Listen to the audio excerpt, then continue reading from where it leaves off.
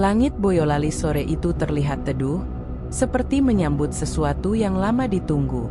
Di sebuah jalan desa yang belum sepenuhnya diaspal, sebuah mobil tua berwarna hitam berhenti perlahan. Debu beterbangan ketika pintu terbuka, dan seorang pria berperawakan tinggi besar turun sambil menyeka keringat di dahinya. Wajahnya keras, penuh garis usia, namun sorot matanya masih tajam. Dialah Pak Karim, lelaki 55 tahun yang baru saja kembali dari Timur Tengah. Bertahun-tahun ia mengadu nasib sebagai tukang bangunan proyek di negara gurun, lalu mendadak pulang membawa koper besar dan cerita yang disimpan rapat. Warga desa mengenalnya sebagai orang yang gigih, walau dulu hidupnya pas-pasan. Kini, ia pulang dengan gaya berbeda. Pakaiannya rapi, bersorban kecil, dan aroma minyak misik tercium dari tubuhnya. Rumah tua milik orang tuanya yang dulu kosong, kini akan dihuni lagi. Tapi bukan untuk tinggal santai di masa tua. Pak Karim datang dengan rencana besar, membuka restoran nasi kebuli, makanan khas Arab yang katanya ia pelajari langsung dari orang-orang Hadramaut. Tak butuh waktu lama, spanduk bertuliskan, Karimes Kapsah rasa Timur Tengah asli, pun dipasang di depan bangunan setengah permanen yang dulunya bekas bengkel motor. Warga penasaran. Di Boyolali yang lekat dengan susu dan bakso, nasi kebuli terdengar seperti hal yang janggal tapi menggoda. Istrinya, Bu Salma, menyambut dengan setengah senang, setengah cemas. Ia tahu suaminya bukan tipe yang bicara banyak, apalagi soal uang. Tapi entah bagaimana, kali ini Pak Karim pulang dengan modal cukup untuk merenovasi rumah, beli peralatan masak modern, bahkan menyewa 2 anak muda untuk bantu membangun dapur besar di belakang rumah. Satu di antara yang membantu adalah Amir, keponakan Pak Karim. Sejak kecil, Amir sudah akrab dengan pamannya, apalagi setelah orang tuanya merantau ke Kalimantan. Kini ia diminta langsung oleh Pak Karim untuk ikut mengurus restoran. Belajar sambil kerja, kata Pak Karim pendek. Hari-hari menjelang pembukaan restoran dipenuhi aroma rempah-rempah kuat. Kapulaga, jintan, cengkeh, dan kayu manis dijemur di halaman. Warga yang lewat hanya bisa menelan ludah. Bau yang asing tapi membangkitkan rasa penasaran itu perlahan menarik perhatian satu kampung. Di balik dapur, Pak Karim terlihat sering menyendiri. Ia tidak suka diganggu saat mengolah daging. Kadang-kadang Amir mendengar suara Pak Karim berbisik dalam bahasa Arab yang tak dimengertinya. Seperti doa, tapi nadanya berat dan aneh.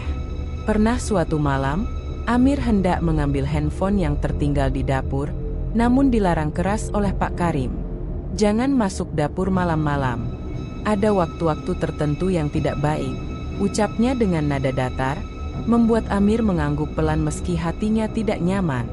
Setelah seminggu persiapan, restoran kecil itu dibuka. Tanpa iklan, tanpa selebaran. Tapi sejak hari pertama, pengunjung berdatangan. Dari warga desa hingga orang kota. Entah siapa yang menyebarkan kabar, namun dalam waktu singkat, nama Karimes Kapsah mulai disebut-sebut di media sosial sebagai tempat wajib coba bagi pecinta nasi kebuli. Para pelanggan memuji rasanya. Empuk banget, bumbunya meresap sampai ke dalam, kata seorang pengunjung dari Solo. Ada rasa yang gak bisa dijelasin, kayak, ya beda aja, ucap yang lain. Bahkan seorang pengusaha catering dari Klaten datang dan menawarkan kerjasama. Pak Karim hanya tersenyum. Ia melayani tamu dengan sopan, sesekali melempar candaan. Tapi wajahnya tetap misterius, seperti menyembunyikan sesuatu yang tak ingin diusik. Setiap malam setelah tutup, ia mengurung diri di dapur. Kadang terdengar suara desisan, seperti sesuatu mendidih keras, meski tidak ada kompor menyala. Bu Salma mulai merasa gelisah. Ia mencoba bertanya soal uang yang dipakai suaminya membuka restoran, tapi jawabannya selalu mengambang. Sudah rezeki, jangan dipikir susah-susah, kata Pak Karim sambil memutar tasbih di tangannya. Pada malam keempat sejak restoran dibuka, Amir terbangun karena suara pintu dapur terbuka dan tertutup sendiri. Ia mengintip dari balik jendela dan melihat bayangan seseorang yang sangat tinggi berdiri di dekat dapur. Tapi ketika ia menyalakan senter, bayangan itu lenyap tanpa jejak. "Amir!" Suara Pak Karim terdengar dari belakang, membuat Amir terkesiap. "Kalau malam, jangan ganggu yang sedang jaga. Mereka bukan manusia, tapi bagian dari rezeki." Amir tak bisa tidur malam itu. Kata-kata pamannya terus terngiang di kepala. Rezeki, yang bukan dari manusia? Malam semakin larut. Di dapur, panci-panci besar tampak berkilau terkena cahaya redup lampu. Aroma kebuli tercium samar, namun kali ini bukan aroma nikmat seperti biasanya, melainkan bau amis, seperti darah segar yang belum sempat mengering. Pak Karim berdiri di depan kuali besar, mulutnya berkomat-kamit dalam bahasa yang tak dikenal. Tangannya menggenggam segenggam garam, lalu menaburkannya ke dalam masakan. Asap hitam perlahan naik, membentuk siluet wajah dengan dua mata menyala merah. Di luar, angin berhembus pelan. Namun bagi yang peka, udara mulai berubah. Seolah ada sesuatu yang datang, dan tidak ingin pergi. Hari itu, langit cerah di atas Boyolali. Awan menggantung tipis, dan suasana desa tampak sibuk tak seperti biasanya. Di depan restoran, Karimes Kapsah, antrean sudah mulai terbentuk sejak pukul 8 pagi, padahal warung baru buka jam 11 siang. Katanya sih rasa nasi kebulinya beda. "Mas, lembut banget dagingnya, nggak bau prengus," ucap seorang pria muda di antrean kepada temannya sambil membuka ponsel. "Nih, banyak yang ngetek di Instagram, bahkan food blogger dari Solo udah pada datang ke sini." Pak Karim, seperti biasa, mengenakan kemeja putih dan sarung coklat tua. Wajahnya tetap tenang, tak terlihat terlalu bangga meski antrean makin panjang. Ia hanya berkata, rezeki itu bukan karena promosi, tapi karena yang mendatangkan rasa sudah ridha. Amir di dapur mulai kewalahan. Ia harus mencuci beras basmati, menakar rempah-rempah, mengiris bawang, dan mengangkat daging kambing dari ember besar. Anehnya, daging yang mereka olah setiap hari selalu cukup, meskipun stok di kulkas sepertinya tidak pernah sebanyak itu. "Pak Klik, ini daging dari mana?" tanya Amir suatu pagi. Pak Karim hanya menoleh sekilas, lalu menjawab datar, "Sudah ada yang menyuplai. Kamu kerjakan saja bagianmu." Amir diam, tapi batinnya penuh tanya. Ia tahu persis tak pernah melihat Pak Karim menerima kiriman daging dari siapapun. Bahkan, warung itu tidak punya kendaraan pengangkut. Makin hari, restoran semakin viral. Foto-foto nasi kebuli dengan daging empuk, warna kuning keemasan, dan acar pedas khas Timur Tengah tersebar di media sosial. Sebuah akun Instagram kuliner terkenal memposting, "Nasi kebuli paling gila yang pernah gue makan. Lokasinya di Boyolali, tapi rasanya kayak di Riyadh. Nggak ngerti ini daging diapain, tapi bener-bener lumer dan wangi rempahnya juara." Tak berselang lama, beberapa wartawan kuliner dari Solo dan Jogja mulai berdatangan. Mereka ingin mewawancarai Pak Karim, tapi setiap kali ditanya soal resep rahasia, ia selalu menjawab, "Saya hanya memasak dengan hati. Sisanya biarlah alam dan langit yang bekerja." Jawaban yang terdengar bijak, namun semakin membuat penasaran. Suatu malam, saat restoran sudah tutup dan Amir sedang membersihkan dapur, ia menemukan satu panci besar yang belum dibuka. Bau tajam menyengat begitu tutupnya sedikit terbuka. Ia spontan menutup hidung. Bukan bau kambing, bukan bau rempah. Emis. Seperti bau darah segar. Amir ingin membukanya lebih lebar, tapi suara pintu belakang berderit membuatnya panik. Ia buru-buru menutup panci dan pura-pura menyapu lantai. Pak Karim masuk dengan langkah pelan. Sorot matanya dingin, berbeda dari biasanya. "Kalau tidak disuruh, jangan pernah buka panci itu," katanya pelan, tapi tajam. Amir menunduk. "Maaf, Pak Klik." Pak Karim tidak berkata lagi. Ia hanya duduk di bangku panjang dekat dapur dan menyalakan radio kecil tua yang memutar lantunan ayat suci. Tapi telinga Amir menangkap sesuatu yang ganjil. Suara yang keluar terdengar terbalik, seperti rekaman yang diputar mundur. Malam itu, Amir tidak bisa tidur. Ia merasa ada sesuatu yang sedang tumbuh di balik kesuksesan restoran pamannya. Sesuatu yang tidak berasal dari kerja keras semata. Keesokan harinya, datanglah seorang tamu tak biasa. Dina, seorang food vlogger dari Solo. Penampilannya mencolok dengan kamera mirrorless tergantung di leher dan pakaian kasual modern. Ia menyapa Pak Karim dengan ramah dan meminta izin merekam suasana restoran. "Silakan, Mbak. Asal tidak merekam dapur, ya?" kata Pak Karim tersenyum, tapi matanya tetap mengawasi dengan waspada. Dina memesan 1 porsi nasi kebuli kambing spesial. Saat makan, ekspresinya berubah.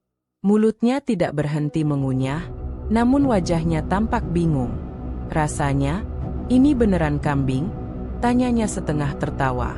"Kalau bukan kambing, lalu apa?" jawab Pak Karim ringan. Dina tertawa kecil, namun tidak benar-benar menganggap itu candaan. Setelah selesai makan, ia pamit, namun sebelum pulang, sempat memotret bagian dapur dari kejauhan. Amir yang melihatnya dari balik jendela memperhatikan kamera itu, dan ia tahu, jika foto itu berhasil menangkap sesuatu, mungkin rahasia yang selama ini tersembunyi akan mulai terbongkar. Beberapa hari setelah kunjungan Dina, suasana di restoran mulai terasa aneh. Beberapa pelanggan mengaku bermimpi aneh setelah makan di sana. Seorang pengunjung dari Magelang mengaku melihat wajah wanita tua dalam kuah kebuli saat ia mengaduknya. Tapi karena lapar, ia tetap makan. Ada juga ibu hamil yang pingsan setelah menyantap kebuli dan mengigau menyebut nama-nama dalam bahasa Arab yang tak ia pahami. Namun yang paling mengejutkan adalah unggahan Dina di akun YouTube-nya. Dalam video yang diunggah 3 hari setelah kunjungannya, ia berkata, "Rasa kebuli ini luar biasa. Tapi setelah saya pulang, saya mimpi berulang-ulang. Mimpi tentang sebuah kuali besar dan tangan-tangan manusia keluar dari dalamnya." Komentar netizen pun meledak. Sebagian tak percaya, sebagian tertarik mencoba sendiri. Tapi ada juga yang mulai mengingatkan bahwa tempat itu mungkin bukan tempat makan biasa. Pak Karim tidak menanggapi komentar apapun. Ia hanya tersenyum saat ditanya oleh wartawan lokal yang datang keesokan harinya. Rasa memang tak bisa dibohongi, tapi tidak semua orang siap menerima asal-usulnya. Dan restoran itu justru makin ramai. Suatu malam, setelah restoran tutup dan semua pelanggan telah pulang, Amir masih berkutat di dapur, mencuci peralatan besar yang tak sempat dibersihkan siang tadi. Ia sendirian. Bu Salma sudah masuk ke kamar sejak habis Isya, dan Pak Karim belum terlihat kembali setelah pamit ke masjid. Katanya hendak mengaji. Dapur itu sepi, hanya ada suara keran air dan sesekali dentingan alat masak.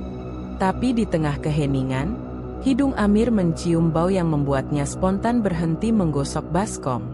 Bau amis, tajam, hangat. Bukan bau daging kambing biasa. Bukan pula aroma khas rempah. Ini bau yang asing, membuat pusing. Seperti daging busuk yang baru dipotong. Ia menoleh ke arah pojok dapur, tempat biasa Pak Karim menyimpan ember besar berisi daging mentah. Ember itu ditutup rapat, tapi dari celahnya, asap tipis keluar. Amir mendekat pelan. Jantungnya berdetak cepat. Ia membuka sedikit tutup ember dan langsung tersentak mundur. Bukan daging kambing. Bentuknya aneh, seperti daging manusia. Ada gurat-urat yang tidak biasa, dan bahkan, Amir yakin, ia melihat jari yang sudah tidak utuh mengambang di atas permukaan darah kental kehitaman.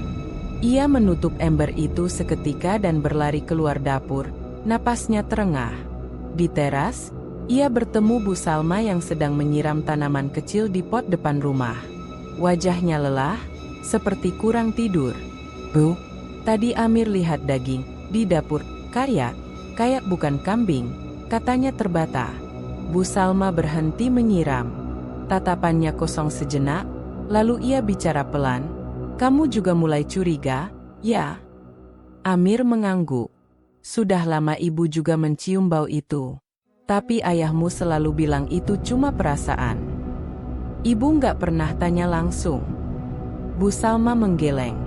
Kamu tahu kan, sejak pulang dari Arab, bapakmu berubah. Dulu dia nggak pernah diam. Sekarang, setiap malam dia menyendiri, dan pagi-pagi masakan sudah jadi. Kita semua bahkan nggak pernah lihat dia motong daging itu. Amir memandangi dapur yang tertutup.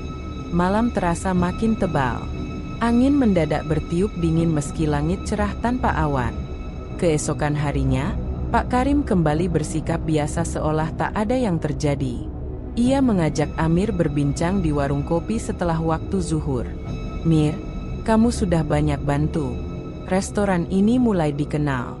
Aku rencanakan buka cabang kecil di dekat jalan raya nanti. Kamu yang kelola. Amir mengangguk kecil, namun pikirannya masih melayang ke dalam ember daging tadi malam.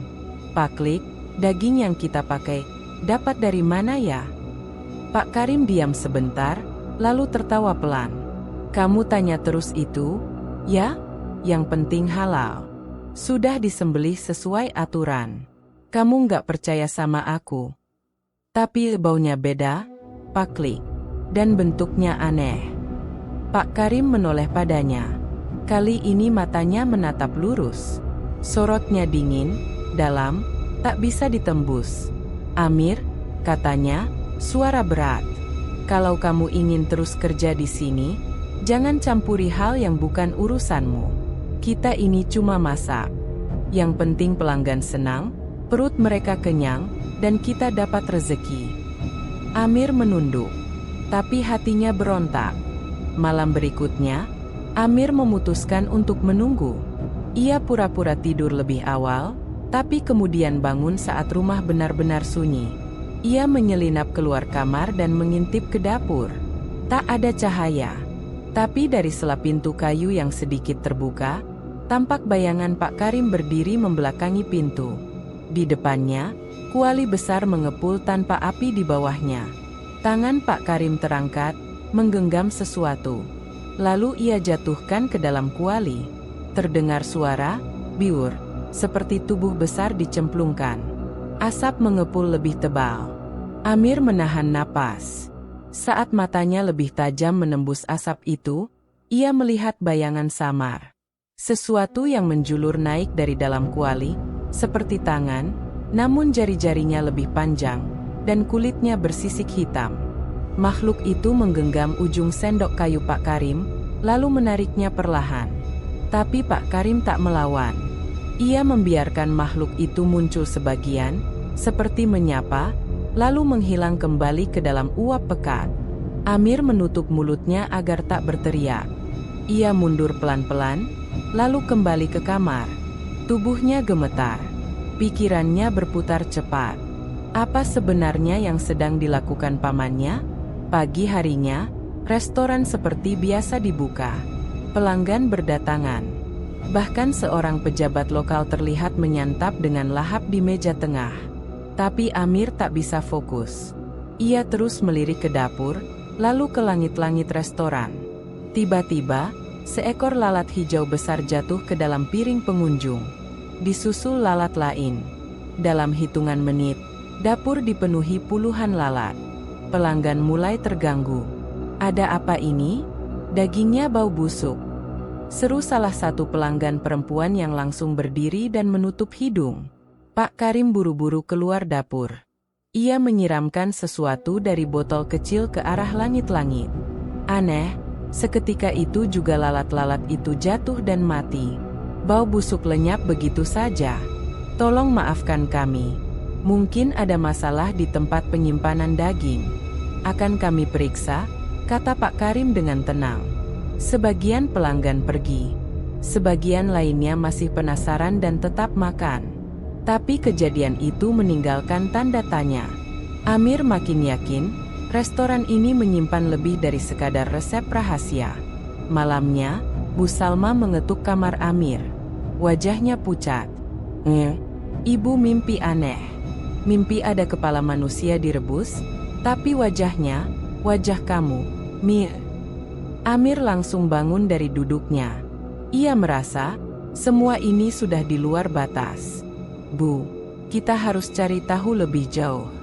Mungkin Ustaz Junaedi bisa bantu. Kita butuh orang yang bisa lihat dari sisi lain, bukan cuma logika. Dan malam itu, untuk pertama kalinya, Amir merasa dia dan bibinya tak lagi aman berada di rumah itu. Sejak kejadian lalat dan mimpi buruk Bu Salma, suasana di rumah dan restoran terasa berubah.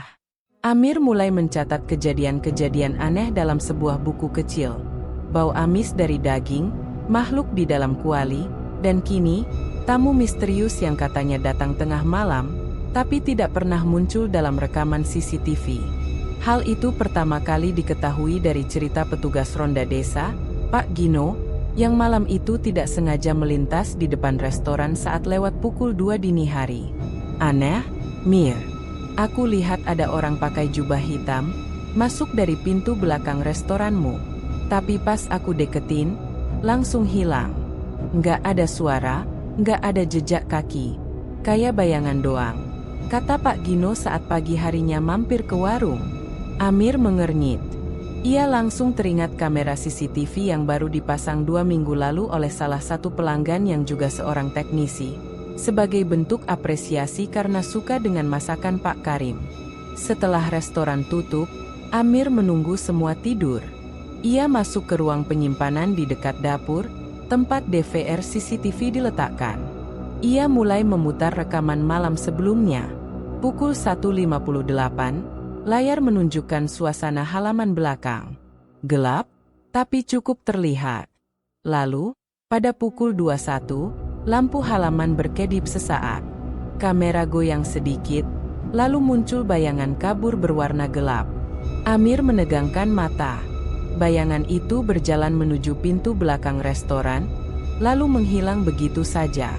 Ia maju cepat beberapa detik. Pintu belakang terbuka sedikit, lalu tertutup sendiri. Namun yang paling mengerikan bukan itu, melainkan kenyataan bahwa di semua kamera yang terpasang, bayangan itu tidak punya bentuk manusia utuh. Ia hanya tampak seperti kabut yang bergerak, dan dalam satu frame, Amir sempat melihat 2 mata merah menyala terang di antara kabut hitam itu. Amir bergidik. Ia langsung mencatat waktu rekaman dan mencetak 1 tangkapan layar ke ponselnya. Ia berencana menunjukkan ini ke Ustaz Junaedi, satu-satunya tokoh desa yang mungkin mengerti fenomena seperti ini. Pagi harinya, saat restoran kembali dibuka, seorang pelanggan baru datang. Ia berbeda dari biasanya, berjas rapi, berkacamata hitam, dan berbicara pelan. "Assalamualaikum. Ini Karimes Kapsah ya?" tanyanya dengan suara yang tenang tapi dingin. "Betul. Silakan duduk," jawab Pak Karim yang kebetulan ada di depan. Orang itu duduk sendiri. Ia hanya memesan nasi kebuli kambing spesial tanpa acar, lalu menyantapnya tanpa suara. Tapi ada yang aneh, saat makan, matanya tak pernah berkedip. Ia hanya menatap lurus ke arah dapur. Amir mengamati dari balik tirai dapur. Ia merasa, tamu ini bukan orang biasa. Setelah makan, tamu itu berdiri, mengeluarkan dompet, lalu membayar 2 kali lipat harga normal tanpa meminta kembalian. Sebelum pergi, ia mendekati Pak Karim dan membisikkan sesuatu. Amir tidak mendengar, tapi ekspresi wajah Pak Karim berubah seketika. Wajahnya yang biasa tenang tampak menegang, lalu menunduk pelan. Orang itu pergi begitu saja, masuk ke dalam mobil hitam dengan kaca film gelap. Amir mencoba mencatat plat nomornya, tapi tak terlihat jelas, seperti kabur oleh silau matahari, padahal cuaca mendung. "Siapa itu, Pak Klik?" tanya Amir. Pak Karim menoleh perlahan, lalu menjawab dengan suara rendah, "Bukan urusanmu." Malam harinya, Amir akhirnya memberanikan diri menemui Ustaz Junaedi di rumahnya, tak jauh dari masjid. Ia menunjukkan rekaman CCTV dan bercerita tentang keanehan-keanehan yang terjadi sejak restoran dibuka. Ustaz Junaedi menonton rekaman itu dengan seksama, lalu berkata pelan, "Ini bukan manusia, Mir. Ini tamu gaib." Mereka bisa hadir dalam wujud seperti manusia, tapi tidak akan pernah terekam utuh oleh alat buatan manusia. Kalau begitu, pamanku melakukan perjanjian. Ustaz Junaedi tidak langsung menjawab. Ia berdiri, mengambil Al-Quran, lalu membuka satu halaman tertentu. Ia membaca pelan, lalu menatap Amir. Kalau benar ini pesugihan, maka pasti ada harga yang harus dibayar. Rezeki besar tanpa sebab, rasa masakan yang tak bisa dijelaskan, pelanggan berdatangan tanpa henti, itu semua pertanda. Tapi ingat, tumbal tidak selalu berupa darah manusia. Kadang bisa berupa ruh, akal, bahkan bagian dari jiwa seseorang. Amir menunduk. Ingatannya langsung kembali pada panci berisi daging asing, asap hitam dari dapur, dan suara dari dalam kuali. Apa yang harus saya lakukan, Ustaz? Kita harus pastikan lebih dulu. Jangan menuduh tanpa bukti. Tapi kamu harus hati-hati. Kalau mereka tahu kamu mencurigai, mereka bisa mengincar kamu juga. Malam itu, Amir kembali ke rumah dengan kepala berat. Ia menyelinap ke kamarnya dan mulai menulis semua yang telah ia lihat dan dengar dalam buku kecilnya. Di halaman terakhir, ia menuliskan satu kalimat besar. Tamu itu bukan manusia. Tiba-tiba, dari luar jendela kamarnya, terdengar suara langkah berat, seperti seseorang berjalan pelan di atas genting. Diikuti suara sayup-sayup seperti orang menggumam dalam bahasa Arab yang terbalik. Amir menahan napas. Lalu, terdengar suara ketukan di jendela. Pelan, tapi ritmis.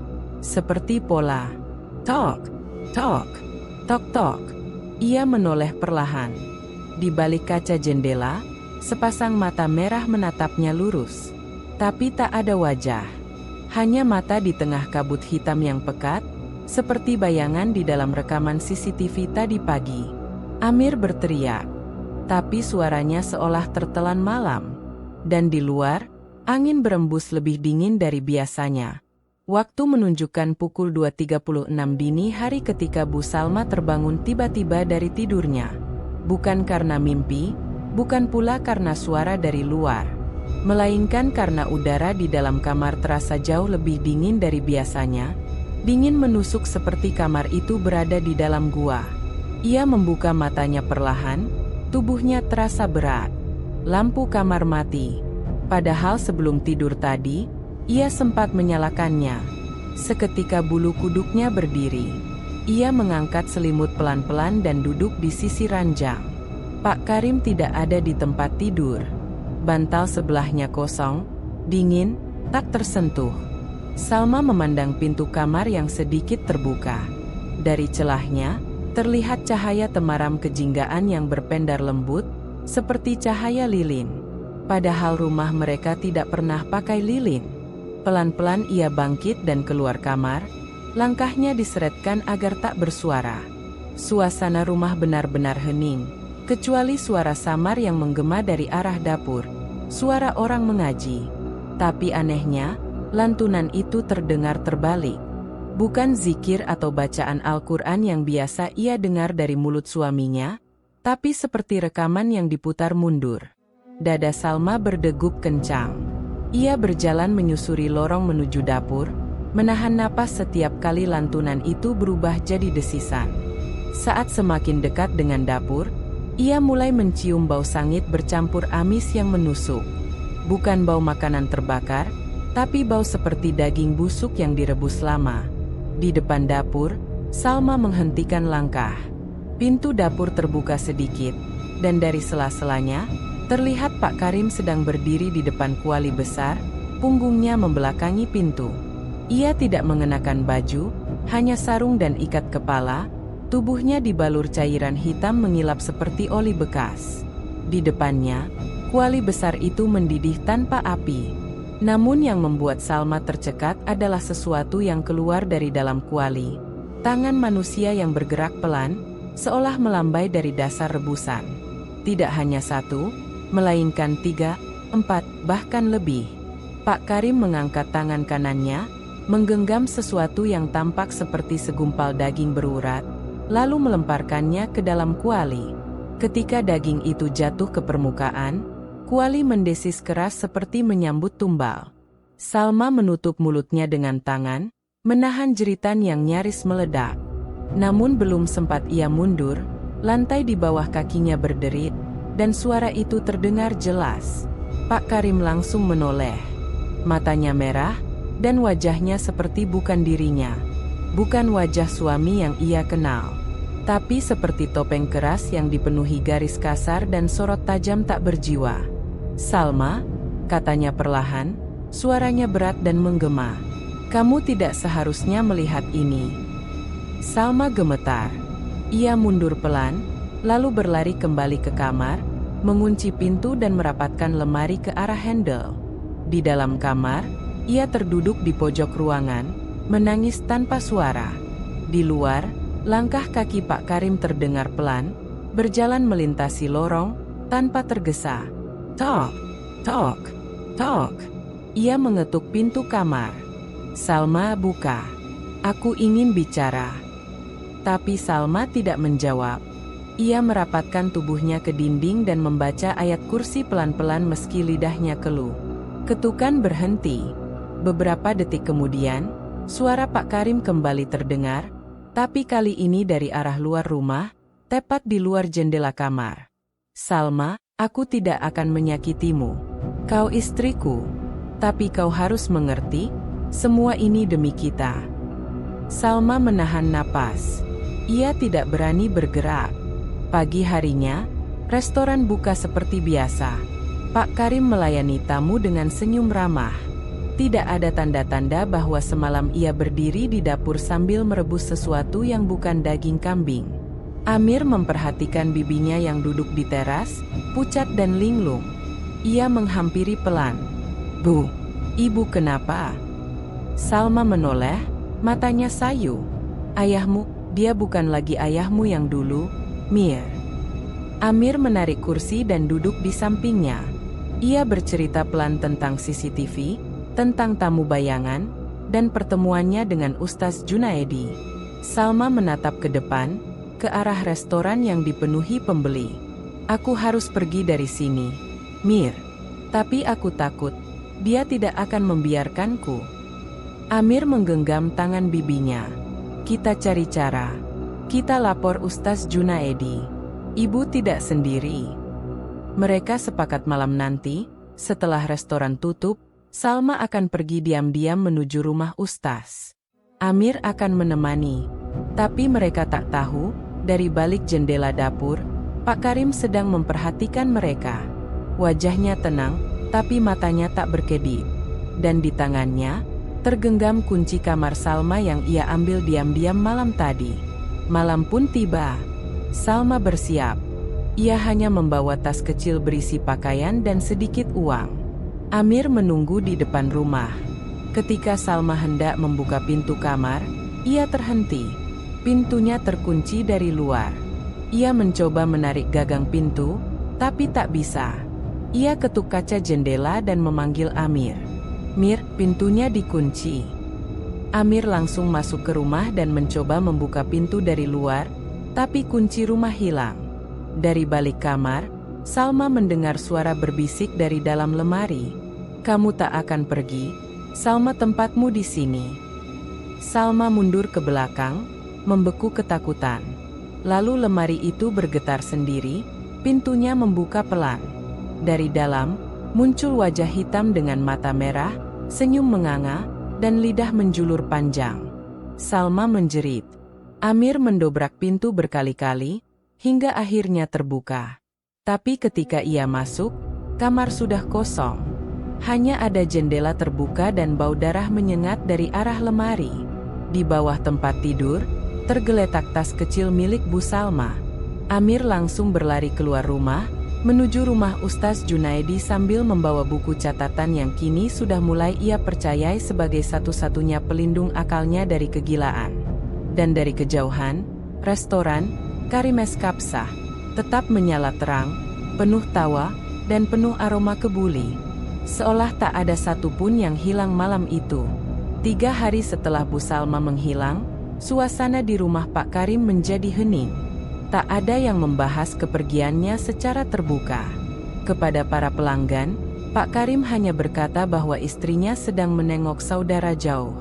Padahal, Amir tahu, tidak ada saudara yang sedang sakit, apalagi yang cukup dekat untuk dikunjungi tiba-tiba. Amir sendiri semakin curiga dan gelisah. Namun ia belum punya cukup kekuatan untuk melawan. Ia butuh bantuan. Maka, ia kembali menemui Ustaz Junaedi, dan untuk pertama kalinya, memperlihatkan buku catatan yang berisi semua kejadian aneh sejak restoran itu berdiri. Ustaz membaca catatan itu dengan seksama. Wajahnya mengeras saat tiba di bagian tentang daging dalam kuali dan makhluk dari lemari.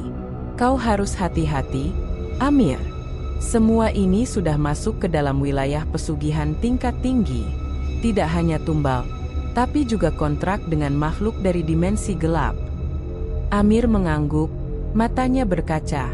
Saya nggak tahu harus mulai dari mana, Ustaz. Kita perlu mencari jejak sebelum restoran ini berdiri. Aku mendengar bisik-bisik warga tua tentang hilangnya Pak Karim 3 hari sebelum dia pulang dari Arab. Mungkin itu waktu terjadinya perjanjian. Sebelum mereka bergerak lebih jauh, datang kabar lain. Dina, vlogger kuliner dari Solo yang pernah membuat video viral tentang Karimes Kapsah, tiba-tiba mengalami gangguan jiwa. Kejadian itu bermula dari unggahan terakhir Dina di akun media sosialnya. Dalam video pendek berdurasi 48 detik, ia berbicara dengan suara pelan, wajahnya pucat, dan matanya kosong. Aku nggak bisa tidur. Setiap malam, aku lihat kuali besar, tangannya keluar, suaranya memanggil. Aku merasa, aku sudah makan bagian dari sesuatu yang bukan kambing. Video itu viral. Banyak yang mengira Dina hanya sedang bercanda. Tapi beberapa hari kemudian, Dina ditemukan oleh keluarganya di kamar mandi rumah, duduk sambil menggigiti kukunya sendiri. Ia tak mengenali siapapun dan hanya bisa berbisik. Dagingnya hitam-hitam dan hidup. Ia kemudian dibawa ke rumah sakit jiwa di Solo. Diagnosa awal, gangguan psikotik akut. Tapi dari sisi spiritual, apa yang dialami Dina tak semata-mata gangguan kejiwaan. Kabar itu sampai ke telinga Amir melalui grup kuliner lokal yang ia ikuti diam-diam. Ia langsung menghubungi admin grup dan meminta rekaman asli video Dina. Malam itu, di rumah Ustaz Junaedi, mereka menonton video tersebut bersama. Dalam salah satu frame, jika diamati dengan saksama, ada bayangan wajah yang muncul sebentar di belakang Dina. Wajah itu tidak punya mata, hanya rongga kosong yang gelap, dengan mulut ternganga seperti melolong tanpa suara. Ustaz langsung menutup laptop. Ini jelas pengaruh dari daging yang dia makan. Bukan daging biasa. Ada unsur jin di dalamnya. Amir menatap Ustaz dengan ketakutan. Apa mungkin itu daging manusia? Ustaz Junaedi menghela napas panjang. Belum tentu. Tapi bisa jadi. Bisa juga itu adalah daging dari makhluk hasil perjanjian, yang menyerupai manusia. Amir memejamkan mata. Ia teringat rasa kebuli yang dulu sempat ia cicipi. Lembut, gurih, tapi terasa seperti terlalu mudah dikunyah. Seperti daging yang tak seharusnya dimakan. Keesokan harinya, suasana restoran tetap ramai. Namun ada yang berubah. Sejak viralnya video Dina, pengunjung datang bukan hanya karena ingin mencicipi, tapi juga karena rasa penasaran dan sensasi misteri. Beberapa food vlogger baru mencoba datang, bahkan membuat konten berjudul, "Makan nasi kebuli penuh misteri. Benarkah restoran ini gunakan ilmu hitam?" Dan sejenisnya. Pak Karim tidak terganggu. Justru wajahnya makin tenang. Rezeki bisa datang dari arah yang tak disangka-sangka, katanya pada Amir suatu pagi. Amir hanya menunduk. Ia tahu betul, rezeki ini datang dari arah yang seharusnya tidak dijadikan jalan. Pada malam yang sama, Amir diam-diam menyusup ke dapur setelah restoran tutup. Ia ingin mengambil sedikit daging mentah untuk dibawa ke rumah Ustaz, agar bisa diperiksa dari sisi spiritual. Namun saat membuka kulkas besar, ia menemukan potongan daging berwarna gelap keunguan, berurat kasar, dan berbau logam. Ia mengambil satu potong kecil dengan plastik, memasukkannya ke dalam tas, lalu keluar pelan-pelan. Di luar, ia nyaris menabrak Pak Karim yang berdiri di teras. "Kamu mau kemana malam-malam, Mir?" tanya Pak Karim dengan senyum. Amir tergagap. "Mau beli obat, Pak Klik. Perut agak mual." Pak Karim mengangguk. "Jaga kesehatan. Ya, kamu bagian penting dari tempat ini." Saat Amir menjauh, dari kaca spion motor tuanya, ia melihat Pak Karim menatap punggungnya lama sekali, lalu tersenyum pelan, senyum yang sama sekali tidak manusiawi. Malam itu, daging tersebut dibawa ke rumah Ustaz Junaedi. Setelah didoakan dan dibacakan ayat-ayat tertentu, potongan daging itu tiba-tiba bergerak sendiri. Daging itu berdenyut, seperti jantung. Lalu dari permukaannya muncul guratan seperti wajah, yang menjerit tanpa suara. Ustaz segera membakar daging itu bersama kemenyan, lalu membaca doa panjang. "Innalillahi, ini bukan daging sembarangan. Ini daging dari makhluk antara alam. Setiap yang memakannya akan terhubung pada jaringan gaib tempat tumbalnya berasal." Amir pucat. Jadi setiap orang yang makan, bisa terkutuk. Tidak semua, tapi mereka yang sensitif, yang bersih hatinya, akan langsung terhubung. Seperti Dina. Seperti kamu. Amir membatu. Ia ingat mual yang ia rasakan beberapa hari terakhir. Ingat suara-suara saat ia tidur. Ingat mata merah yang mengintip dari balik jendela. "Kalau begitu, saya sudah jadi bagian dari kutukan ini juga, Ustaz?" Ustaz Junaedi menatapnya serius. "Belum terlambat. Tapi kamu harus cepat. Sebelum darahmu benar-benar diserap oleh sistem itu." Amir menunduk. Dalam hatinya, satu keyakinan mulai tumbuh. Restoran ini harus dihentikan sebelum ada korban jiwa berikutnya. Namun di saat yang sama, dari arah dapur restoran, Pak Karim duduk sendiri di depan kuali besarnya. Di hadapannya, api tak menyala, tapi air dalam kuali tetap mendidih. Ia berbicara dalam bahasa Arab kuno, seperti merapal perjanjian baru. Dari dalam uap kuali, muncul wajah wanita yang familiar, wajah Bu Salma. Dan dari balik suara mendidih, terdengar bisikan halus. "Waktumu hampir habis, Karim. Tumbal selanjutnya, harus darah-darahmu sendiri." Malam semakin larut di desa kecil Boyolali. Angin dingin berembus pelan, menggoyangkan genting tua dan ranting pohon di pekarangan belakang rumah Pak Karim. Namun di dalam dapur restoran, Karim Es Kapsah, suasana justru menghangat oleh suara mendidih yang tidak wajar, dari kuali besar yang tak lagi membutuhkan api untuk merebus isinya. Pak Karim duduk bersila di depan kuali itu. Di tangannya, sebongkah daging kehitaman yang tampak berdenyut seperti makhluk hidup.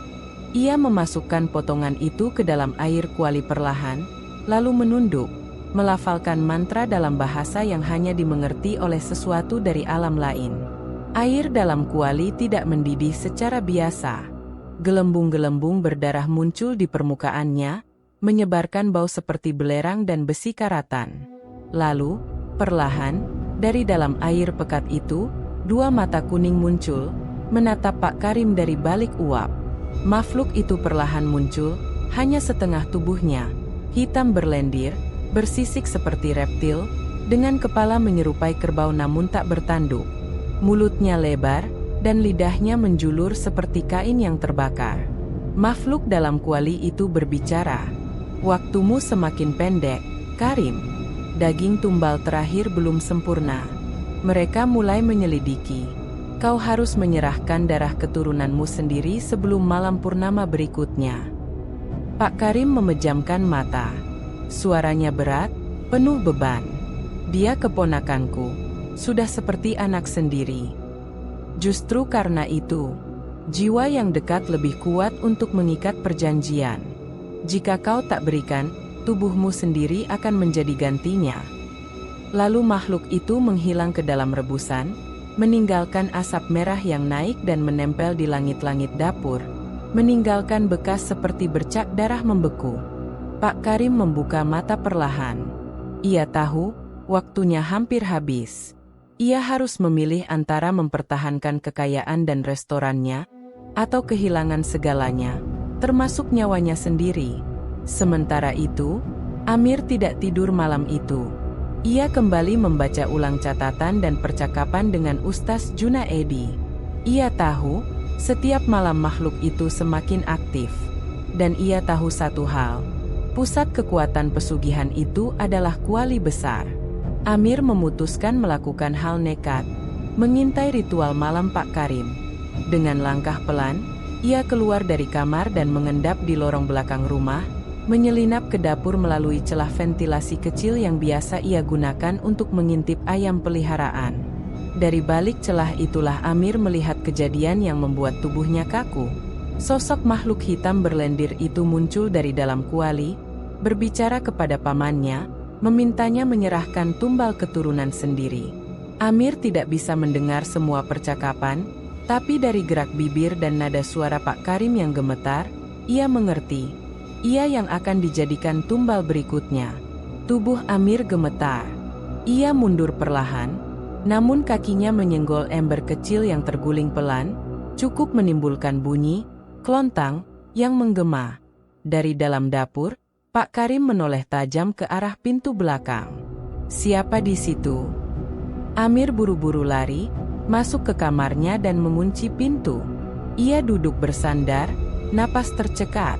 Tak lama kemudian, terdengar langkah kaki mendekat ke arah kamarnya, lalu berhenti tepat di depan pintu. Tok, tok, tok. Mir, kamu sudah besar. Kamu pasti paham bahwa hidup ini butuh pengorbanan. Kamu itu bukan anak kecil lagi. Amir tidak menjawab. Ia menatap ke sekeliling kamar, mencari benda apa saja yang bisa ia gunakan untuk bertahan. Ia tahu, waktunya semakin mepet. Jika ia tak bertindak, malam purnama tinggal 6 hari lagi. Keesokan harinya, Amir menghubungi Ustaz Junaedi dan menceritakan semua yang ia lihat. Ustaz mengangguk, wajahnya murung. Kalau benar makhluk itu minta darah keturunan, dan kamu jadi sasaran, maka hanya ada dua cara. Hancurkan pusat pesugihan, atau kamu harus pergi jauh dari sini dan tak pernah kembali. Amir menolak kabur. Saya nggak bisa tinggalin ibu, kalau dia masih hidup. Saya juga nggak bisa biarkan restoran itu terus jalan dan menjerat orang lain. Ustaz Junaedi akhirnya menyetujui satu rencana gila. Menyusup masuk ke dapur restoran malam-malam dan menghancurkan kuali pesugihan itu dengan doa dan api. Tapi mereka butuh waktu dan keberanian. Maka Ustaz mengajak 2 orang santri muda dari pondok pesantrennya untuk ikut membantu. Malam yang ditentukan adalah 2 hari sebelum purnama, saat kekuatan makhluk belum mencapai puncaknya. Namun, Pak Karim bukan orang bodoh. Ia tahu gerak-gerik Amir mulai berubah. Ia menyuruh 2 pemuda bayaran untuk mengawasi rumah Ustaz Junaedi. Ia juga mulai menyusun ulang resep-resep masakannya dengan unsur darah tumbal, berharap bisa memperkuat perjanjian sebelum jatuh tempo. Dan satu malam, saat Pak Karim sedang menyiapkan tumbal baru, ia melemparkan sesuatu ke dalam kuali, bukan daging biasa, melainkan potongan rambut dan kuku Amir yang diam-diam diambil dari baju kotornya. Air dalam kuali mendidih hebat. Dari dalamnya muncul makhluk itu lagi, lebih besar, lebih mengerikan. Bagus, Karim, tapi belum cukup. Darah segarnya harus kau serahkan langsung. Kalau tidak tubuhmu yang akan kami goreng dalam minyak afirat. Pak Karim menunduk, keringatnya bercucuran. Di depannya, kuali itu kini bukan sekadar alat masak, melainkan pintu neraka kecil yang menunggu korban berikutnya. Amir merasa waktunya habis. Ia menuliskan satu pesan terakhir di bukunya malam itu. Jika aku tak kembali, hancurkan kuali itu. Di sanalah semua dosa dan rahasia disembunyikan. Dan malam itu, rencana penyerbuan dapur neraka pun dimulai. Malam itu langit Boyolali terasa berbeda.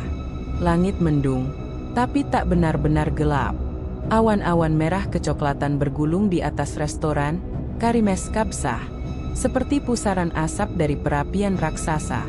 Tak ada hujan, tapi udara terasa lembab, berat, dan anehnya, bau darah segar menyelimuti seluruh area restoran, tercium hingga radius ratusan meter. Beberapa warga mulai membicarakan fenomena ganjil ini. Ada yang mengira akan ada bencana, ada pula yang mulai menghubungkan tanda-tanda langit dengan kesaktian Pak Karim. Namun tak ada yang berani benar-benar bertanya langsung. Restoran itu masih ramai, dan para pembeli masih tersenyum setiap menyantap nasi kebuli yang katanya makin enak tiap minggu. Di dalam rumah Ustaz Junaedi, suasana mencekam. Malam ini adalah malam pelaksanaan rencana besar, menghancurkan kuali pesugihan. Amir, Ustaz Junaedi, dan dua santri muda bernama Raffi dan Burhan, bersiap.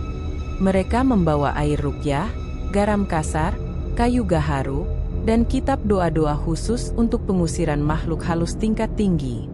Sasaran utama kita, kuali.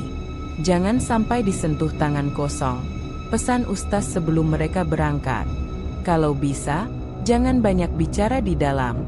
Semakin kalian menyebut nama Allah, semakin mereka melemah. Sekitar pukul 1.20 dini hari, mereka menyelinap lewat celah pagar belakang restoran, masuk melalui lorong kecil yang biasa dipakai karyawan gudang. Amir memegang kunci cadangan yang dulu sempat ia sembunyikan sebelum semua kejadian menyeramkan terjadi.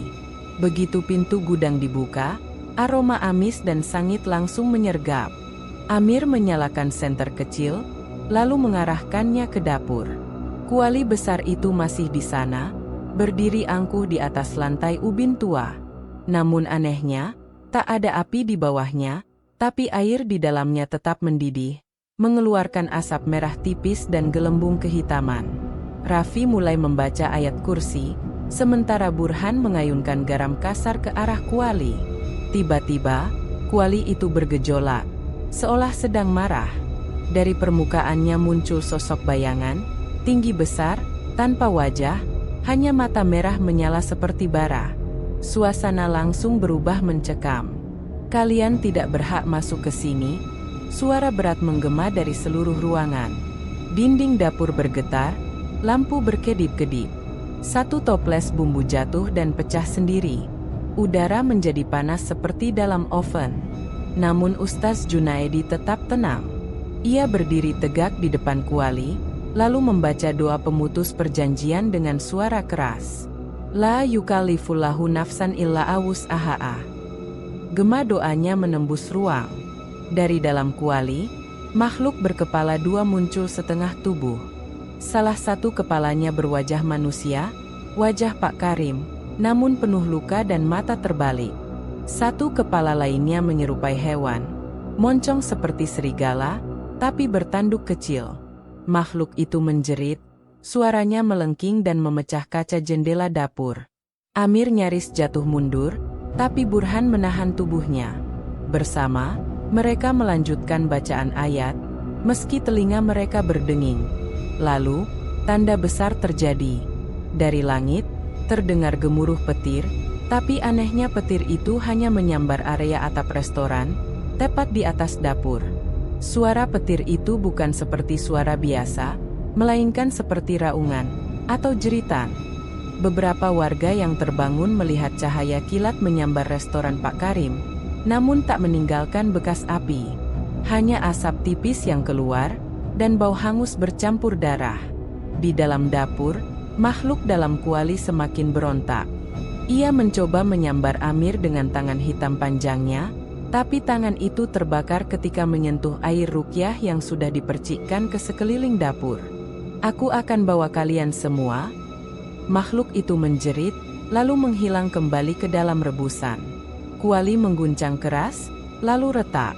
Suara retakan logam terdengar seperti tulang yang patah. Seketika, air rebusan muncrat ke segala arah, namun tak menyentuh tubuh siapapun. Semua cairan berwarna hitam itu langsung menguap di udara, menyisakan bau sangit bercampur wangi kemenyan terbakar. Ustaz Junaedi mengangkat tangannya tinggi-tinggi, membaca doa penutup pengusiran, lalu melempar kayu gaharu terbakar ke dalam kuali. Suara boom bap terdengar, lalu kuali itu meledak kecil, pecah menjadi 3 bagian, dan langsung hancur seperti debu besi. Mereka semua terduduk kelelahan. Amir memandang ke arah lantai, di mana sebelumnya kuali itu berdiri. Sekarang, hanya tersisa bekas lingkaran merah seperti luka bakar berbentuk lingkaran sempurna di atas ubin.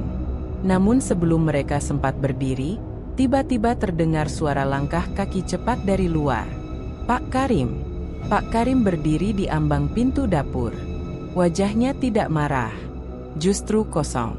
Ia memandangi bekas kuali yang hancur, lalu menatap Amir. Bibirnya bergetar, matanya basah.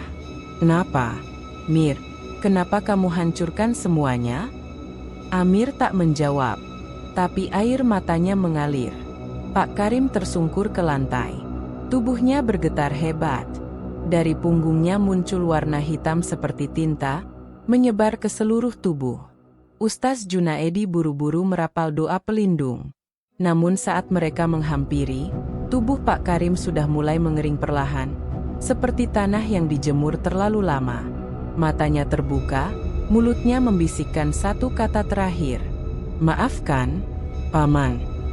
Dan seketika itu juga, tubuhnya menghilang, menjadi abu hitam yang terbawa angin dari jendela dapur yang pecah.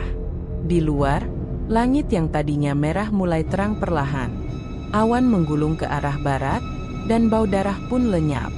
Restoran Karim Es Kapsah akhirnya menjadi bangunan kosong malam itu.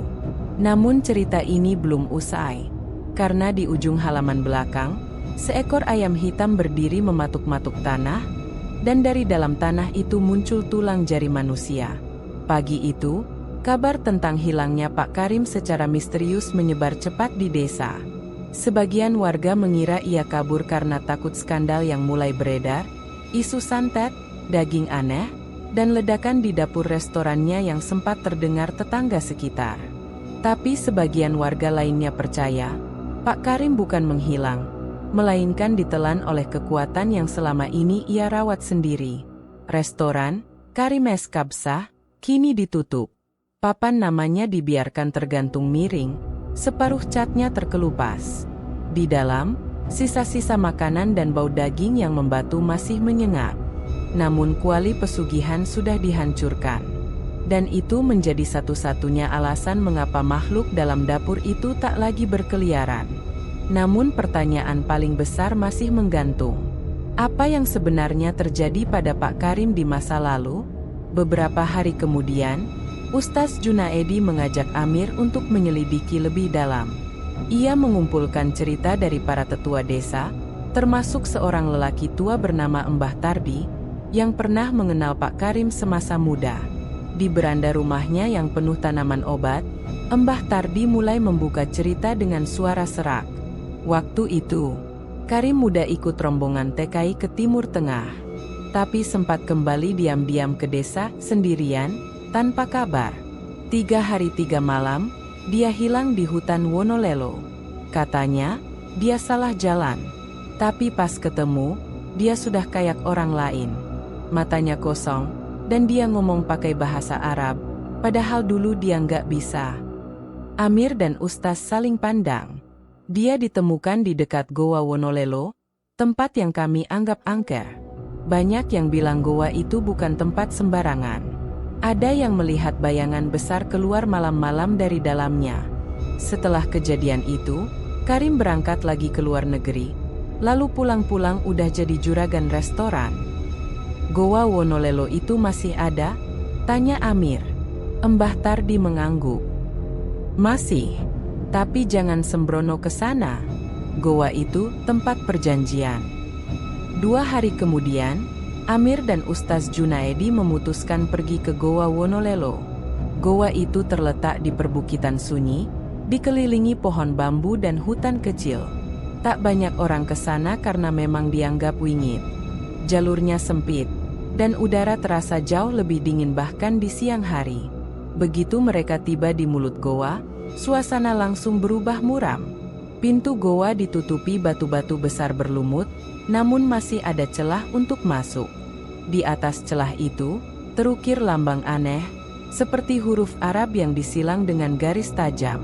Ustaz membaca ayat perlindungan, lalu mereka masuk perlahan. Di dalam, bau lembab menyengat. Langkah mereka menggema di lorong batu yang melingkar, dan pada dinding goa, ada lukisan kuno berwarna merah. Seorang pria bersujud di depan makhluk bertanduk. Amir menyorot lukisan itu dengan senter. Pria dalam lukisan mengenakan sorban putih, wajahnya sangat mirip Pak Karim. Mereka melanjutkan masuk. Sampai akhirnya, di ujung lorong goa, mereka menemukan altar batu, dan di atasnya ada bekas lilin, rambut manusia, dan abu hitam yang mengeras. Tempat inilah awal mula pesugihan itu dimulai, bisik Ustaz. Pak Karim membuat perjanjian di sini. Ia memberikan waktu hidupnya sebagai ganti kekayaan. Tapi seperti semua perjanjian gaib, akan datang masa penagihan. Tiba-tiba, dari balik kegelapan lorong, terdengar suara berat seperti napas panjang. Amir, pulanglah. Ini bukan urusanmu. Amir mematung. Suara itu adalah suara Pak Karim. Namun Ustaz menarik Amir, membacakan ayat perlindungan. Suara itu menghilang seketika, hanya menyisakan gema. Mereka keluar dari goa dengan tubuh menggigil. Tak ada penampakan fisik malam itu, tapi suara Pak Karim yang berasal dari alam lain sudah cukup menjadi bukti bahwa jiwanya belum benar-benar bebas. Ia masih terikat, dan perjanjiannya belum selesai. Sesampainya di rumah, Amir memandangi restoran dari kejauhan. Restoran itu kini kosong, namun malam-malam tertentu, lampu dapurnya menyala sendiri, dan asap tipis keluar dari cerobong yang seharusnya sudah tidak berfungsi. Ustaz mengingatkan Amir untuk tetap waspada. Meskipun pusat kekuatannya sudah dihancurkan, bekasnya masih tertinggal. Dan kalau tidak ditutup secara tuntas, ada kemungkinan siklus pesugihan itu bisa bangkit kembali lewat orang lain. Amir mengangguk, lalu menggenggam buku catatannya erat. Ia sudah mengambil keputusan. Ia tidak akan membiarkan tempat itu hidup lagi. Dan malam itu juga, ia mulai menulis surat wasiat dan kronologi lengkap seluruh kejadian, agar suatu saat jika ia gagal, kebenaran tetap bisa ditemukan. Langit Boyolali memerah saat matahari terbenam di balik barisan bukit kecil. Angin bertiup pelan, seolah membawa bisikan yang tak bisa dipahami. Di ruang belakang rumahnya, Amir duduk sendiri sambil membaca ulang catatan yang ia tulis dengan tangan gemetar. Semua rahasia tentang restoran pamannya, pesugihan, dan makhluk dalam kuali. Tapi ada satu hal yang belum ia tulis secara rinci. Perjanjian di Goa Wonolelo. 3 hari setelah kunjungan pertama mereka ke goa itu, Ustaz Junaedi mendapatkan kabar mengejutkan dari salah satu koleganya, seorang peneliti manuskrip kuno bernama Pak Shidik, yang tinggal di Jogja. Menurut Pak Shidik, lambang yang ditemukan di mulut goa Wonolelo bukan hanya simbol biasa, melainkan cap segel dari makhluk bernama Al-Mu'adzib, salah satu entitas pesugihan yang dikenal dalam kitab-kitab tua sebagai penukar darah dengan kenikmatan dunia. Ustaz dan Amir segera pergi menemuinya. Di ruang kerja Pak Shidik yang penuh buku tua dan dokumen langka, mereka diperlihatkan sebuah kitab lusuh berjudul Al-Furqan Al-Mashum, kitab dari Timur Tengah yang tidak dijual bebas. Di dalamnya ada ilustrasi yang mengerikan. Seorang pria duduk bersimpuh di depan kuali besar, dengan darah menetes dari kedua matanya, lalu ditukar dengan emas, makanan, dan kekuasaan. Di samping ilustrasi itu, ada kalimat dalam tulisan Arab gundul. Barang siapa memberi tubuhnya pada Al-Mu'adzib, maka dagingnya menjadi jamuan, dan rezekinya tidak akan habis hingga ia menolak tumbal. Amir tercekat. Ia teringat sesuatu, salah satu daging di kuali itu pernah terasa terlalu empuk. Seperti bukan daging kambing, bukan pula sapi. Pak Shidik melanjutkan, goa yang kalian datangi kemungkinan besar bukan hanya tempat ritual, tapi portal komunikasi dengan makhluk itu. Dan jika Pak Karim memang pernah berada di sana selama 3 hari 3 malam, dia pasti telah menandatangani sesuatu secara spiritual. Ustaz Junaedi dan Amir kembali ke Boyolali dengan tekad baru. Mereka harus menutup portal itu. Jika tidak, pesugihan itu bisa dilanjutkan oleh orang lain, atau lebih buruk lagi, makhluk itu bisa mencari tuan baru. Namun sebelum mereka bergerak, datang tamu tak terduga ke rumah Amir. Seorang wanita paruh baya, wajahnya kuyu, bajunya sederhana. Ia memperkenalkan diri sebagai Siti, tetangga lama Pak Karim saat masih tinggal di Arab Saudi. "Aku datang karena mimpi, Mas," katanya. "Aku mimpi Pak Karim datang malam-malam. Dia minta disampaikan, ada yang tertinggal di bawah tanah tempat dia pertama kali berdoa." Mata Amir dan Ustaz langsung saling tatap. "Goa Wonolelo." Siti menambahkan satu kalimat terakhir sebelum pulang. Dia bilang, "Ambil tulangku sebelum mereka rebut. Kalau tidak, tubuhku akan mereka bentuk ulang." Malam itu, Amir dan Ustaz kembali ke Goa Wonolelo, kali ini membawa sekop, kain kafan, dan minyak wangi. Mereka masuk lebih dalam, sampai tiba di titik altar terakhir. Di sana, mereka mulai menggali bagian bawah altar batu itu. Tanahnya lebih lembut dari sekitarnya, seperti pernah dibongkar sebelumnya. Sekitar 1 meter ke dalam, mereka menemukan tulang belulang manusia. Lengkap, tersusun rapi, dan di atasnya ada kalung hitam dengan liontin batu hijau tua yang berdenyut pelan, seperti jantung makhluk hidup. "Ini bukan tulang hewan," bisik Ustaz Junaedi.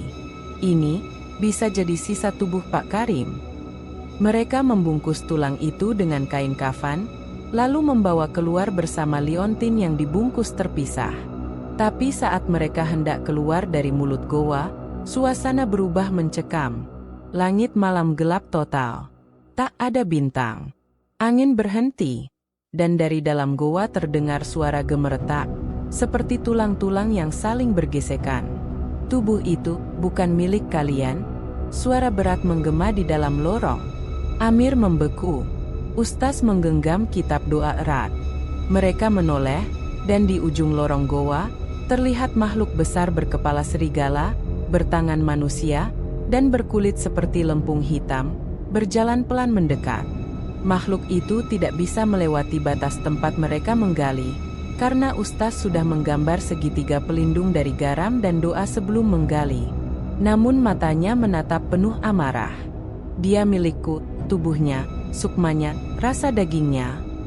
Ustaz membacakan doa keras-keras, dan Amir menyiram liontin dengan air ruqyah.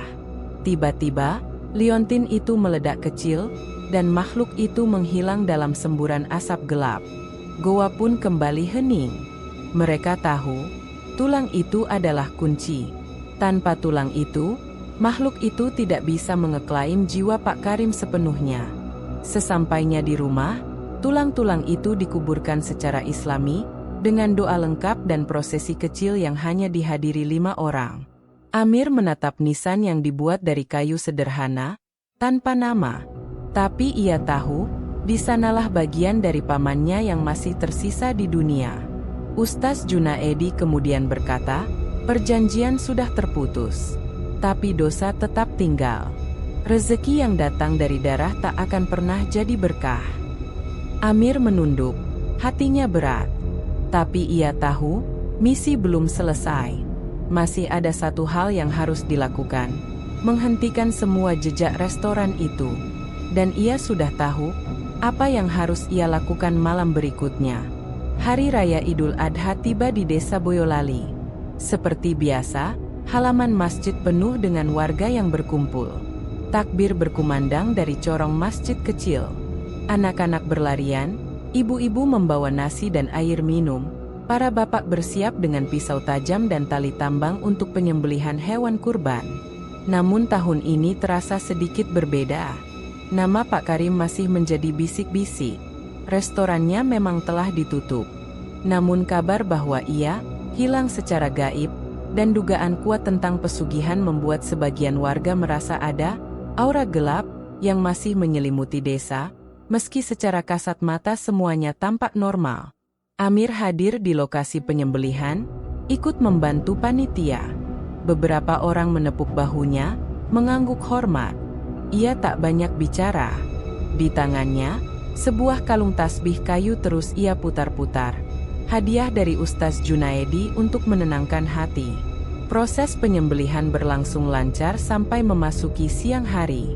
Namun keanehan mulai terjadi saat seekor kambing kurban yang dipesan oleh panitia dari luar daerah akan disembelih. Kambing itu berwarna hitam pekat, matanya merah samar, dan terus mengembik tidak tenang. Begitu disembelih oleh panitia, darahnya tak mengalir ke tanah. Bahkan lehernya tak benar-benar terbuka. "Loh, ini kenapa?" ujar salah satu panitia. Dua orang lagi mencoba menyembelih ulang. Tapi darah kambing tetap tidak keluar, dan pisau yang digunakan terasa seperti memotong batu. Ustaz Junaedi yang juga hadir segera menghampiri, lalu membaca doa ruqyah pelan.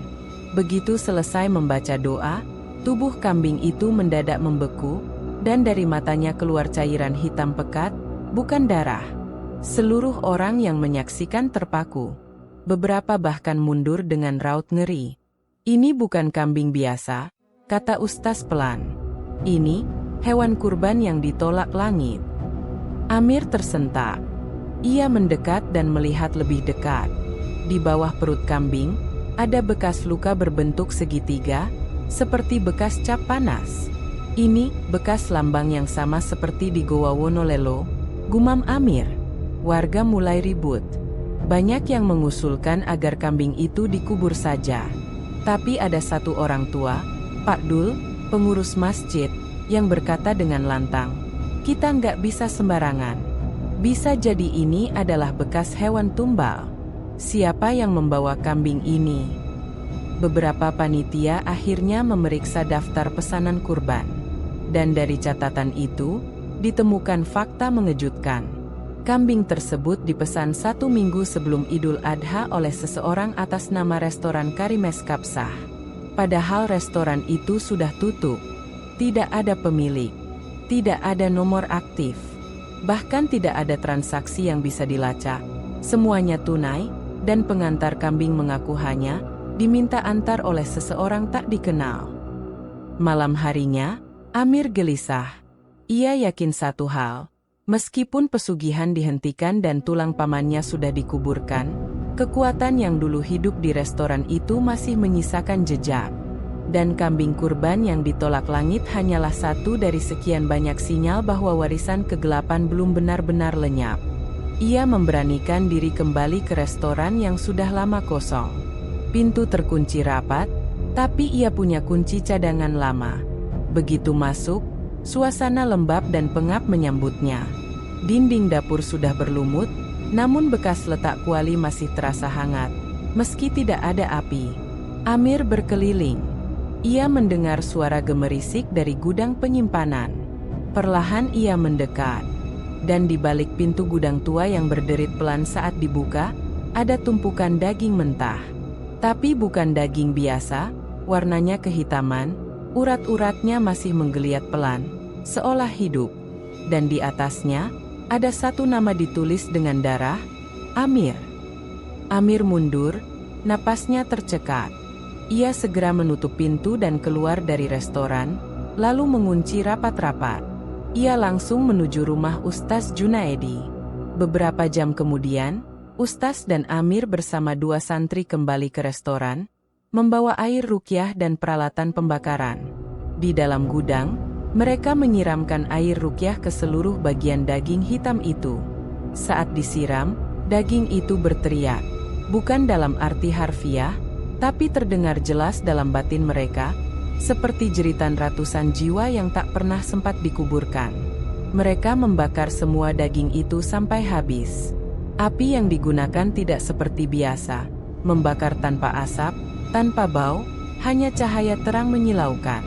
Setelah itu, Ustaz mengubur sisa-sisa abu di tanah kosong belakang restoran, lalu menancapkan kayu bersilang dan membaca doa pemutus terakhir. "Ya Allah, jangan Kau izinkan tempat ini menjadi pintu setan untuk kedua kali." Besoknya, Warga mulai membicarakan kejadian aneh itu sebagai peringatan. Sejak itu, tidak ada lagi yang berani menyentuh area restoran. Bahkan, pemerintah desa memutuskan mengalihfungsikan lahan itu menjadi taman doa dan perenungan, bukan untuk usaha lagi. Namun Amir tahu satu hal, pesugihan tidak lenyap. Ia hanya menunggu orang baru yang cukup rakus untuk memanggilnya kembali. Sejak restoran Karim Eskabsah tutup dan nama Pak Karim hilang dari kehidupan desa, Bu Salma, istri Karim, seolah turut menghilang dari peredaran. Rumah mereka yang dahulu selalu terang kini selalu tertutup, tirainya rapat, dan tidak pernah lagi ada suara-suara aktivitas dari dalam. Warga pun tak banyak bicara soal Salma. Mereka lebih takut daripada penasaran. Namun sebenarnya, Bu Salma masih hidup di dalam rumah itu. Dan ia menyimpan kunci rahasia yang tak diketahui Amir maupun Ustaz Junaedi. Malam itu, Bu Salma duduk di depan cermin tua di dalam kamar belakang. Di tangannya, sebuah buku kecil bersampul kulit hitam, yang telah lama ia simpan sejak Karim pulang dari Timur Tengah. Buku itu berisi catatan pribadi Pak Karim, tidak semua dalam bahasa Indonesia. Sebagian dalam aksara Arab dan simbol aneh yang tak ia pahami. Tapi ada satu halaman yang terus menghantuinya. Halaman itu menggambarkan tabel pengorbanan, dengan tulisan tangan. Tumbal terakhir, darah dari yang terikat lewat pernikahan. Jika ditolak, pembalasan setara akan dikirim balik. Hancur atau bergabung. Salma membaca halaman itu berulang-ulang, dan baru kali ini ia menyadari, dirinya lah yang menjadi target tumbal terakhir. 1 minggu setelah kejadian kambing kurban, Salma memberanikan diri untuk keluar rumah. Ia mengenakan kerudung lebar dan membawa koper kecil. Tujuannya hanya satu, melarikan diri dari desa Boyolali. Namun sejak sore hari, tanda-tanda aneh mulai bermunculan. Burung-burung gagak berkumpul di atap rumah. Angin bertiup ke arah berlawanan. Dan dari dapur, tercium bau amis seperti daging busuk bercampur belerang. Salma tidak peduli. Ia tetap keluar rumah, memesan ojek menuju terminal, lalu naik bus malam ke arah Semarang, tempat saudara jauhnya tinggal. Tapi saat bus memasuki jalan utama keluar desa, mesin mendadak mati. Lampu bus padam, dan ponsel semua penumpang tidak bisa menyala. Sopir panik, mencoba menyalakan ulang mesin, tapi sia-sia. Salma menatap keluar jendela, dan jantungnya seketika berdegup kencang. Di balik pohon besar di sisi jalan, ada sesosok bayangan besar hitam bertanduk. Berdiri diam, menghadap bus. Mata makhluk itu bersinar merah seperti bara, dan perlahan, mendekat, merayap, tanpa suara. Salma berteriak, tapi tak ada yang bereaksi.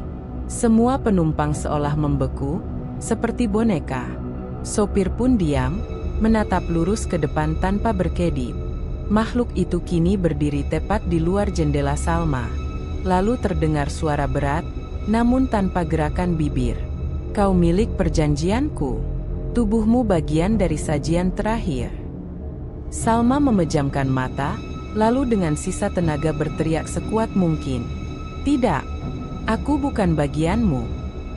Tiba-tiba, lampu bus menyala kembali, mesin hidup, dan sopir langsung tancap gas seolah tidak terjadi apa-apa. Namun ketika Salma melihat ke kaca spion, makhluk itu masih berdiri di belakang, menatap tajam, dan tersenyum lebar. Sesampainya di Semarang, Salma disambut oleh Nadira, keponakannya yang bekerja sebagai perawat. Ia dirawat secara tidak resmi selama 3 hari karena mengalami syok berat dan demam tinggi. Nadira bingung melihat bibi yang dulu selalu tegar kini menjadi rapuh dan bicara tentang makhluk yang menagih tubuh.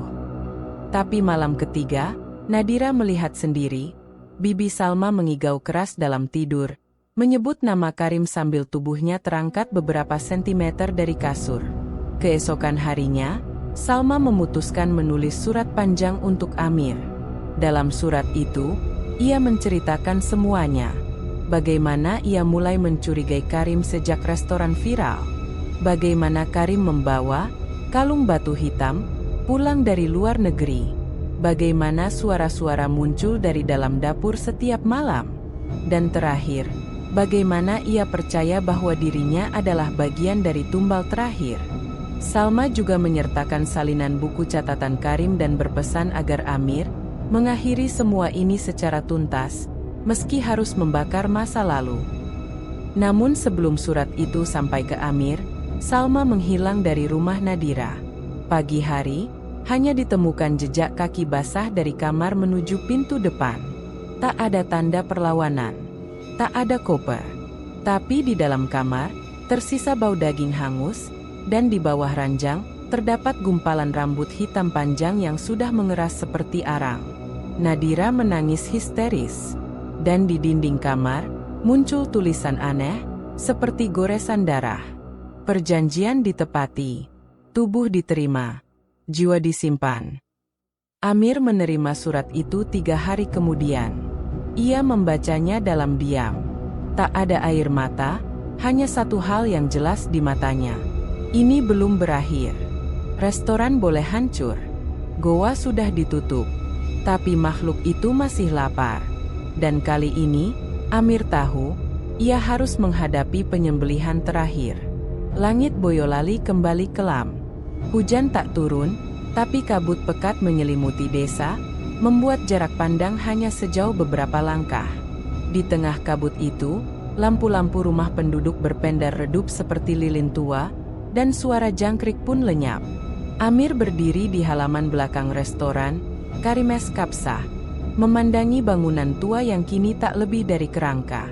Sejak tulang Pak Karim dikuburkan dan daging pesugihan dimusnahkan, tempat ini memang tak lagi dihuni. Tapi malam ini, ia kembali ke sini untuk mengakhiri semuanya. Ia sudah siap. Di ranselnya tersimpan segenggam garam rukyah, kitab doa peninggalan Ustaz Junaedi, sebilah pisau besi putih warisan kakeknya, dan yang paling penting, buku hitam milik Pak Karim, dengan halaman terakhir yang belum pernah ia buka. Tepat pukul 00, udara berubah dingin tajam. Kabut menebal. Amir membuka pintu belakang restoran yang sudah rusak kuncinya. Ia melangkah masuk dengan pelan, menyusuri lorong dapur, tempat di mana kuali pesugihan dulu berdiri. Tapi kini, ada lingkaran baru di lantai. Terbuat dari darah kering dan tulang-tulang kecil, membentuk simbol segitiga berlapis. Dan di tengahnya, berdiri makhluk bertubuh manusia dengan kepala rusa bertanduk emas. Kulitnya seperti batu terbakar, dan matanya kosong, tanpa bola mata. Makhluk itu diam menatap Amir. Tapi udara sekeliling langsung berubah. Dinding bergoyang, ubin retak, dan bau amis menyebar seperti kabut yang mengandung besi. Akhirnya, yang tersisa datang sendiri. Suara makhluk itu berat, namun tidak terdengar dari mulutnya. Langsung kepikiran Amir. Tak ada yang bisa melarikan diri dari perjanjian yang diteken dengan daging. Pak Karim menyerahkan darahnya. Tapi ia lari dari tumbal terakhir. Maka kamu yang akan menggantikannya. Amir membuka buku hitam dan membuka halaman terakhir. Tulisan yang tertera hanya satu kalimat. Jika tak ada yang disembelih, pewaris harus jadi ganti. Jika menolak, tubuhnya dipinjam. Jiwa disimpan. Dosa dilanjutkan. Amir mengertakkan gigi. Aku bukan bagian dari perjanjianmu. Dan aku bukan pewarismu. Makhluk itu menyeringai. Tapi kamu adalah darah Karim. Itu cukup. Tiba-tiba, makhluk itu melompat ke arah Amir. Tangan besarnya seperti bayangan hitam yang hendak menutupi tubuhnya. Tapi Amir lebih cepat. Ia mencipratkan air rukyah bercampur garam ke tubuh makhluk itu. Seketika, makhluk itu menjerit, tubuhnya mengelupas, dan darah hitam menyembur ke dinding. Tapi luka itu sembuh seketika. Makhluk itu terbang ke langit-langit, lalu menjatuhkan dirinya seperti meteor, menghantam lantai tempat Amir berdiri. Amir terpental ke sisi dapur, namun segera bangkit dan membaca ayat kursi dengan keras. Gema bacaan itu mengguncang bangunan. Ubin-ubin retak makin lebar. Api muncul dari celah lantai. dan suara-suara jeritan jiwa terdengar dari bawah tanah. Amir tahu, ini bukan sekadar pertempuran fisik. Ini penghabisan. Ia membuka pisau besi putih, lalu menyayat tangannya sendiri. Kalau yang dibutuhkan adalah darah Karim, maka ambillah dariku, tapi hanya untuk mengakhiri ini. Amir meneteskan darah ke simbol di lantai, dan seketika, cahaya putih menyilaukan meledak dari titik tengah. Makhluk itu berteriak, "Tidak, ini bukan bagian dari perjanjian. Ini pengkhianatan." Namun Amir tetap berdiri di tengah cahaya, membaca satu persatu ayat pembatalan sihir yang diajarkan Ustaz Junaedi padanya. Simbol di lantai mulai terpecah, darah-darah menguap, dan tulang-tulang terbakar menjadi debu. Makhluk itu terjebak dalam cahaya itu, kulitnya terkelupas, tanduknya meleleh, dan tubuhnya akhirnya meledak menjadi ribuan ular hitam kecil yang segera terbakar di dalam lingkaran garam. Restoran itu runtuh dengan sendirinya. Atapnya roboh, dindingnya retak. Semua peralatan di dalamnya terbakar pelan tanpa api yang merambat. Dari dalam puing-puing itu, hanya Amir yang keluar, penuh luka, tapi masih hidup. Pagi harinya, warga menemukan restoran itu telah rata dengan tanah. Namun anehnya, tak ada bekas api. Hanya bau wangi kayu gaharu dan debu putih yang menutupi tanah bekas dapur. Ustaz Junaedi datang dan memeluk Amir yang tengah duduk di pinggir jalan, lemas dan pucat. "Kau sudah melakukan apa yang bahkan pamannya tak mampu lakukan," ucapnya pelan. Amir hanya menatap tanah. Ia tahu, malam itu, darah terakhir telah dibayar. Beberapa hari setelah peristiwa penyembelihan terakhir, desa Boyolali mulai tenang. Warga yang dulunya takut keluar malam mulai kembali mengobrol di warung kopi, dan anak-anak kembali bermain layangan di tanah lapang depan masjid. Namun satu titik masih dihindari semua orang. Lahan bekas restoran, Karimes Kapsah. Bekas bangunannya sudah rata dengan tanah. Hanya ada tumpukan puing, bata hangus, dan debu putih yang tak pernah hilang meski terkena hujan. Setiap malam, hembusan angin dari arah lahan itu membawa aroma wangi kayu bakar dan daging panggang yang memualkan. Seperti ada api tak terlihat yang terus menyala di balik tanah. Amir tak lagi tidur nyenyak. Meski perjanjian telah diputus dan makhluk pesugihan telah lenyap, mimpi buruk terus menghantuinya. Dalam mimpi itu, ia melihat sosok pamannya, Pak Karim, duduk sendiri di dapur tua, mengaduk kuali tanpa dasar. Di sekelilingnya, tulang-tulang manusia berjatuhan dari langit-langit. "Ini bukan tentang kekayaan," kata Pak Karim dalam mimpi. "Ini tentang rasa. Rasa dosa yang tak bisa disembunyikan meski dilumuri rempah paling mahal sekalipun." Tepat seminggu setelah malam penyembelihan, tanah bekas restoran itu terbakar sendiri. Tidak ada hujan petir. Tidak ada api kompor. Tapi sekitar pukul 2 dini hari, warga dikejutkan dengan nyala api setinggi 5 meter dari bekas restoran. Aneh sekali, api itu hanya membakar area bekas dapur, tidak merambat ke sekitar. Bahkan pepohonan di tepinya tetap utuh. Petugas pemadam datang, tapi tidak bisa menjelaskan sebab kebakaran. Tidak ada sumber api, tidak ada bahan bakar, tapi tanah itu membara sendiri. Lebih mengejutkan lagi, saat api padam esok paginya, beberapa warga yang penasaran mencoba menggalinya. Dan mereka menemukan tulang belulang manusia. Banyak. Sebagian masih utuh, sebagian hangus setengah. Ada yang masih mengenakan kancing baju, sisa kerudung, bahkan jam tangan. Total ada 7 kerangka manusia, terkubur tak rapi di bawah fondasi dapur. Berita itu tersebar cepat. Polisi sempat turun tangan. Namun hasil visum menyebut, kerangka itu sudah terlalu tua untuk dilacak identitasnya. Diduga korban pembunuhan belasan tahun lalu. Tapi warga tahu, korban-korban itu bukan orang luar. Mereka adalah pelanggan yang hilang diam-diam, yang dulu sempat dicari tapi tidak pernah ditemukan. Salah satunya, diyakini oleh dinasti vlogger kuliner, adalah temannya yang ikut dengannya ke Boyolali tapi tak pernah pulang. Dalam penggalian berikutnya, ditemukan satu kotak kayu kecil yang tertanam di bawah tungku dapur. Isinya mengejutkan. Segumpal rambut manusia, masih basah meski terkubur lama. Paku besi sepanjang 10 cm. Kertas bertuliskan huruf Arab kuno, dengan tinta yang berubah kehitaman. Dan sebuah jimat batu obsidian bertuliskan nama, Al-Mu'adzib. Ustaz Junaedi segera mengamankan jimat itu. Ia tahu, inilah pusat kekuatan pesugihan. Selama jimat itu tertanam, roh-roh yang dikorbankan tidak bisa bebas sepenuhnya. Mereka tetap terjebak di ruang antara.